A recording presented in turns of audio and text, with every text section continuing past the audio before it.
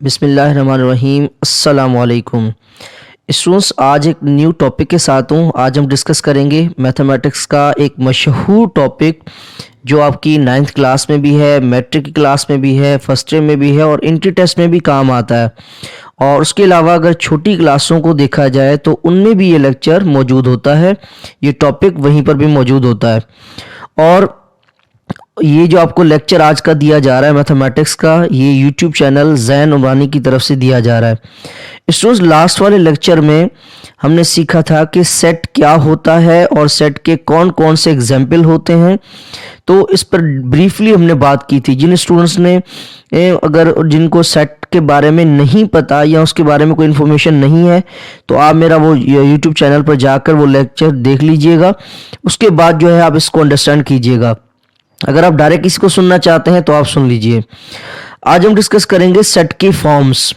अगर आपसे कोई भी पूछे कि सेट के मेथड्स कितने होते हैं, या आपसे कोई भी पूछे कि सेट के फॉर्म्स कितने होते हैं, या अगर आपसे कोई भी पूछे कि सेट को कितने तरीकों में लिखा जाता है, तो आप कहेंगे वैसे तो आजकल की न्यू बुक्स में ये आ रहा है कि सेट को हम 4 मेथड्स से लिखते हैं, जिसमें एक जो मेथड है और किन किताबों के अंदर जो है 3 मेथड्स बयान है।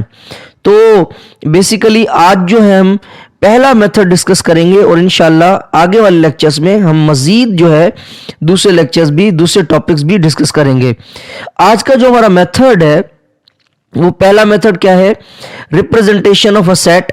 सेट को रिप्रेजेंट कैसे करते हैं, उसका पहला तरीका है टेबुलर फॉर्म। टेबुलर फॉर्म को आप दूसरे लफ्जों में रोस्टर फॉर्म भी कह सकते हैं, या अगर आप लिस्टिंग मेथड कहेंगे तब भी आप कह सकते हैं, या लिस्टिंग फॉर्म भी कह सकते हैं। और उसके अलावा हम जो है ब्रैकेट फॉर्म भी कह सकते हैं। इन चारों नामों में से आप कोई भी नाम इस्तेमाल कर सकते हैं, कह सकते हैं, कोई मसला नहीं, ना गुनाह ना सवाब। ठीक है, ओके जी।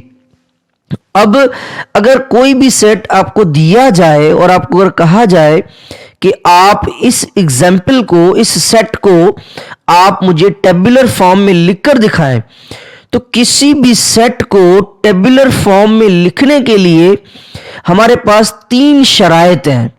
अगर आप उन 3 बातों पर अमल करेंगे तो आप किसी भी सेट को टेबुलर फॉर्म में, रोस्टर फॉर्म में, लिस्टिंग मेथड में, ब्रैकेट फॉर्म में आसानी से लिख सकते हैं। बातें ये जो लिखी हैं तीनों, ये आगे पीछे हो सकती हैं। अब इसमें पहली बात, अगर आप किसी भी सेट को इस फॉर्म में लिखेंगे तो सबसे पहले आप क्या करेंगे? नंबर 1, यहां पर लिखा है all the elements are listed. सबसे पहले आपने क्या बनानी है? एक लिस्ट बनानी है। अब देखिए लिस्ट कैसे बनाते हैं। आपने अक्सर देखा होगा कि फॉर एग्जाम्पल अगर आपको कोई घर से कोई कहता है कि आप जो है वो सेब ले आए, तो आप ऐसे लिखते हैं एप्पल। अगर आपको कोई कहे कि आप ऑरेंजेस भी ले आए तो आप इस तरह लिखते हैं। ठीक है, और मजीद अगर पेन ले आए, पेंसिल ले आए, या तो आप जो है वो इस तरह लिखते हैं, या तो फिर आप इस तरह भी लिखते हैं एप्पल, ऑरेंज, और इस तरह भी तरतीब में लिखते हैं। ठीक है, तो जब भी कोई चीज हमें सौदा लाने के लिए कहता है कोई, या कोई सामान लाने के लिए कहता है, तो हम हमेशा उस चीजों को एक तरतीब फॉर्म में लिखते हैं। तो जब भी अगर आप किसी भी चीज को इस फॉर्म में लिखेंगे, सबसे पहला जो आप कदम उठाएंगे, सबसे जो पहली बात करेंगे, आप क्या करेंगे? जितनी भी चीजें होंगी आप उनकी क्या बनाएंगे? लिस्ट बनाएंगे। सबसे पहले आपने लिस्ट बनानी है। लिस्ट के बाद number 2, all the elements are separated by commas. जितनी भी चीजें होंगी, आप हर चीज, जिन चीजों को आपने क्या किया है? लिस्ट किया है, आप उन सारी लिस्ट वाली चीजों को क्या करेंगे? सेपरेट करेंगे। सेपरेट क्यों करते हैं? एक हर चीज को दूसरी चीज से जुदा किया जाता है। जुदा तभी करते हैं जब एक चीज दूसरी चीज से अलग होती है, मुख्तलिफ होती है। तो सबसे पहले आपने क्या किया? आपने लिस्ट करेंगे, उसको लिस्ट में लिखेंगे। उसके बाद आप हर चीज को सेपरेट करेंगे, और सेपरेट करने के लिए आप दीवार खड़ी नहीं करेंगे, आप उसके दरमियान क्या लगाएंगे, कॉमा लगाएंगे, ठीक है। नंबर 3, उसके बाद आप क्या करेंगे, इनक्लोज, जिन चीजों को आपने लिस्ट किया है और उसके बाद उन हर चीज को एक दूसरे से जुदा किया है कॉमा की मदद से, उन चीजों को आखिर में आप क्या कर देंगे, कैद कर देंगे, बंद कर देंगे, बंद करेंगे, कैद में बंद कर देंगे, एक जेल के अंदर बंद कर देंगे। वो जेल कौन सा है, करली ब्रेसेस कहेंगे, या हम कहेंगे करली ब्रैकेट्स। वो ब्रैकेट्स ये होंगी ब्रैकेट्स, इन ब्रैकेट्स को हम मैथमेटिक्स में करली ब्रेसेस कहते हैं या करली ब्रैकेट्स कहते हैं सेट में, ठीक है। ओके जी, अब इसके एग्जांपल्स जब तक नहीं होंगे तब तक हमें समझ में नहीं आएगा। अब इसका पहला एग्जांपल हम करते हैं, जिस तरह देखें, पहला एग्जांपल है सेट ऑफ वॉवेल्स।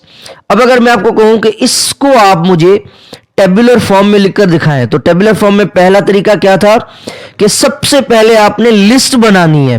तो मुझे बताएं कि जो वॉवेल्स होते हैं वो कौन कौन से होते हैं, वॉवेल्स कौन कौन से होते हैं, ए, ई, आई, ओ, यू। सबसे पहले आपने क्या किया, लिस्ट बनाया, इनको तरतीब में आपने लिखा है, ठीक है।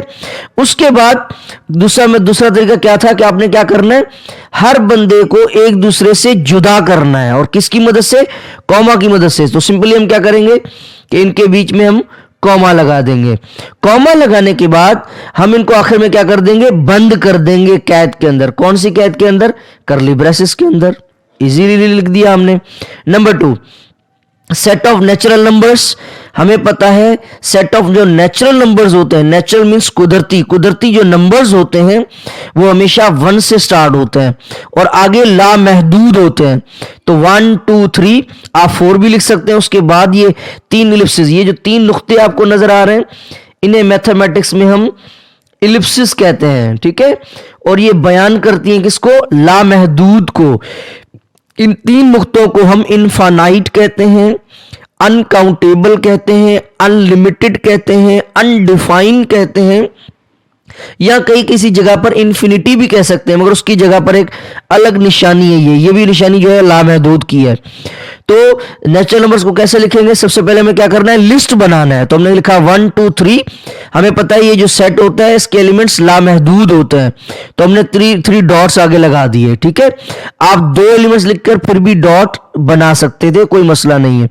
सबसे पहले लिस्ट किया, उसके बाद जुदा किया।